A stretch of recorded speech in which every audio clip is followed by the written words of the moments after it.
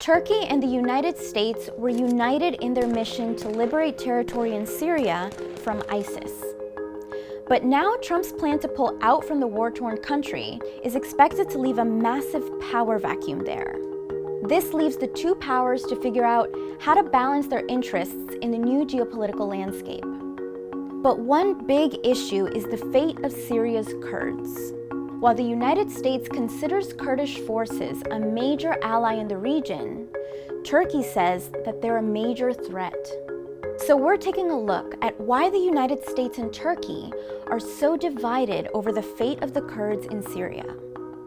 Just days after the US withdrawal was abruptly announced, Turkey laid out their intentions to enter northeastern Syria and take out the Kurdish YPG, which is the armed wing of Syria's Kurdish Democratic Union Party, also known as the PYD. Since then, the Trump administration has attempted to negotiate protections for the Kurds. But Turkish President Recep Erdogan's government has refused to make any concessions. And they've even asserted that their invasion will happen with or without the presence of American troops in the region. On January 13th, Trump hit back on Twitter, saying the US would, quote, devastate Turkey economically if it targeted the Kurds. But Turkey's foreign minister quickly dismissed Trump's threat, further solidifying the standoff between the two countries. But why is Turkey so threatened by the Kurds in the first place?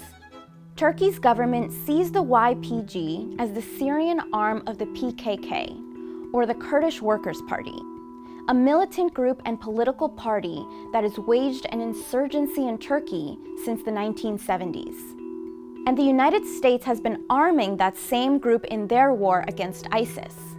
Turkey sees this as a direct threat to its security interests.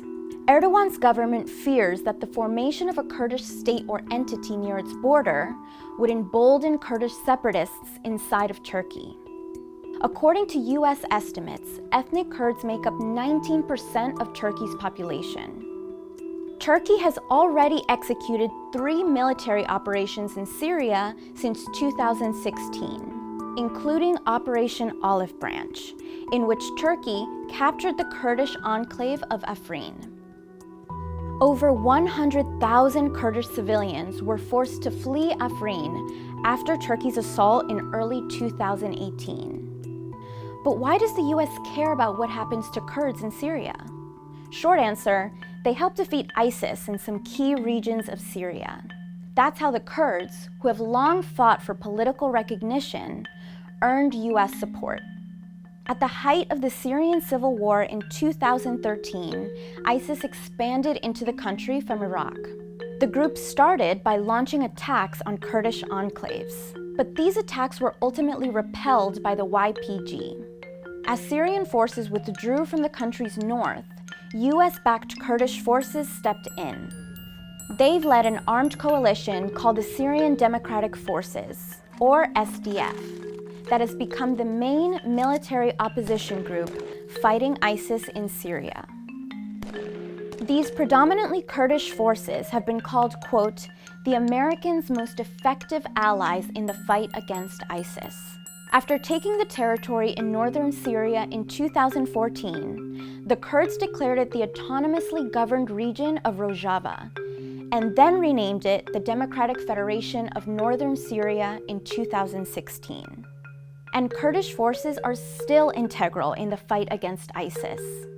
For example, in January 2019, Kurdish forces captured 8 ISIS fighters near the Syria-Iraq border.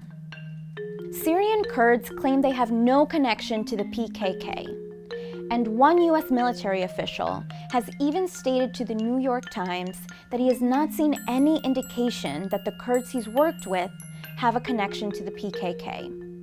However, Erdogan insists that Kurdish forces in Syria do in fact have a direct connection to the accused terrorist group. Turkey's worries about the YPG and SDF have played into their negotiations with the United States. As of January 2019, Turkey and the United States were negotiating a safe zone that would act as a buffer near the Turkey-Syria border that would protect US-backed forces from Turkey. and protect Turkey from terror groups.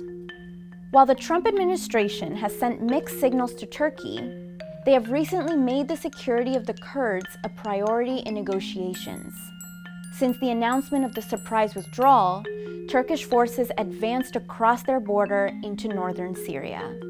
Meanwhile, the Kurds are hoping to work out their own deals with other powers to receive protection. They've even turned to negotiating with US adversaries, including Russia and the Assad government, to ensure their safety as the US pulls out of Syria.